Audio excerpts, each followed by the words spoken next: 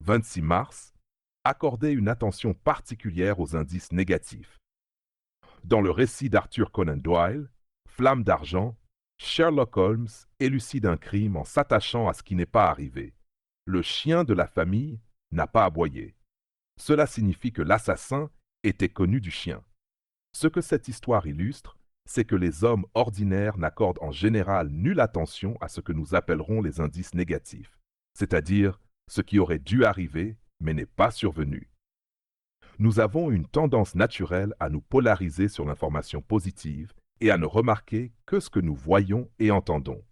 Il faut quelqu'un d'aussi créatif qu'Holmes pour réfléchir de façon plus large et rigoureuse en évaluant les informations manquantes dans un événement et en visualisant cette absence aussi facilement que nous remarquons la présence de quelque chose. Pendant des siècles, les médecins n'ont considéré les maladies que comme les conséquences d'attaques venues de l'extérieur du corps. Un microbe contagieux, un courant d'air froid, des vapeurs chargées de miasmes, etc. Pour soigner, il fallait trouver des médicaments capables de contrer les effets dommageables de ces agents pathogènes présents dans l'environnement. Puis, au début du XXe siècle, le biochimiste Frederick Gowland Hopkins, qui s'intéressait aux effets du scorbut, eut l'idée de renverser cette perspective.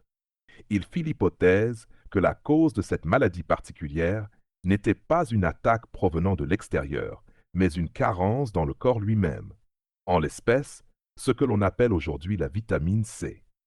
Grâce à une réflexion créative, il ne se pencha pas sur ce qui était présent, mais précisément sur ce qui était absent, pour résoudre le problème.